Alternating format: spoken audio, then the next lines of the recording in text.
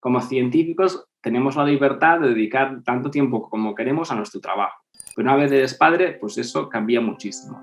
Tienes que estar pendiente del niño y el niño tiene sus horarios. En mi caso en particular coincidieron que en ese mismo año fui padre, se está terminando mi postdoc y además empecé a buscar trabajo. Con lo cual hubo días donde por la noche dormí muy poquito porque el niño lo tienes que alimentar cada pocas horas, por la mañana tenía una entrevista en Alemania por Zoom y luego, después de esa entrevista, pues deprisa y corriendo para el laboratorio para terminar experimentos. Todo se hace con energía, pues te sientes capaz de todo ello y organizarse el tiempo lo mejor que puedas.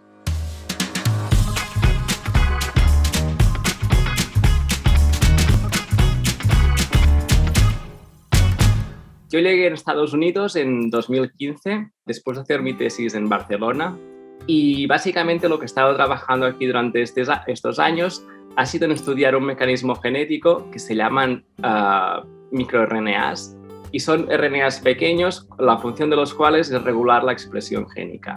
Y ahora mismo estoy buscando cómo emprender mi camino como investigador independiente. Y además también este último año he sido papá. Entonces, el hecho de añadir a nuestro hijo ahora mismo en medio de nuestra carrera profesional es un poco una dificultad, pero hablándolo entre nosotros y buscando pues esa complicidad de horarios para quien está con el niño, quien vuelve quizá un poco después de comer o de cenar al lab para terminar experimentos, es básicamente nuestra estrategia para compaginar el trabajo de científico, que a veces parece no tener límite, con el trabajo de cuidar de un niño que también no tiene límite de horarios. Y básicamente es esto, comunicación y entender que tenemos dos trabajos, ¿no? El de ser papás y el de ser científicos. En 2020, NIH reconoció para los Visiting Fellows una baja maternal o paternal de 3 meses, y esto nos vino perfecto a nosotros para compaginarlo con el bebé. Para nosotros encontrar un seguro médico para nuestro niño fue fácil. Ya teníamos uno como postdocs. Lo único que tuvimos que hacer es incluir a nuestro niño en nuestro plan de salud familiar. La única cosa que es importante tener en cuenta es que los seguros médicos en Estados Unidos requieren que incluyas al niño a los 30 días de que haya nacido, como muy tarde. Y esto es importante hacerlo porque enseguida hay muchas visitas al pediatra y es importante tener este aspecto de la sanidad bien atado. Para el pasaporte americano es muy fácil pedirlo. Solo hace falta ir a la oficina de correos con el certificado de nacimiento del niño y desde allí te tramitan el pasaporte americano y luego te llega en casa. Un aspecto que es un poco distinto para el pasaporte español es que hace falta llevar la partida de nacimiento de los padres al appointment. Y este documento lo que te permite es tanto registrar al niño como en nuestro caso registrar nuestro matrimonio en el libro de familia español. Todos estos aspectos pues te los gestiona la embajada, la oficina consular, y en nuestro caso la verdad es que funcionó muy bien y con una sola visita pudimos solucionar todos los aspectos burocráticos.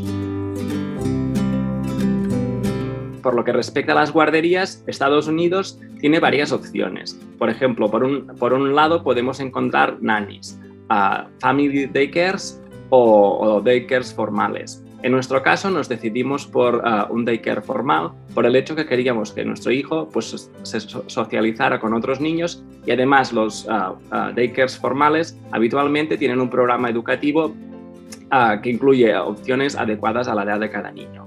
Lo que hicimos es buscar una página oficial del estado de Maryland qué guarderías teníamos más cerca. A partir de nuestro zip code vimos el listado de las que estaban más cerca y la puntuación que el Estado les ha dado en cuanto a su calidad.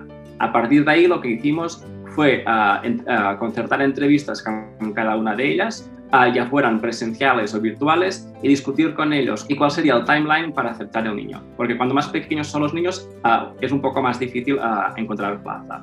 Por ejemplo, en nuestra zona, los daycares que tenemos más cerca, su precio oscila entre $1.600 y $1.900 por mes. Pues la verdad es que ha sido un año un poco duro en este sentido, porque el plan original era que los abuelos pudieran estar aquí para el parto y conocer a su primer nieto, y por todo esto de la pandemia pues no pudo ser, ¿no? El travel ban entró en efecto pocos meses antes del parto y desde entonces estamos esperando a que se levanten las restricciones para que la familia pueda visitarnos o nosotros podamos visitar a la familia.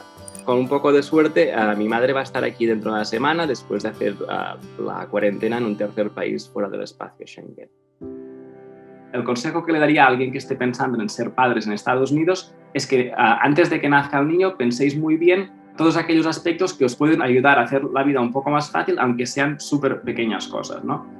Antes de tener al niño vivíamos en un apartamento muy pequeñito en el downtown de la ciudad donde vivimos y estaba muy bien, ¿no? Porque estaba muy cerca de la zona de bares para salir a pasear, pero cuando tuvimos al niño pensamos, las prioridades nos van a cambiar.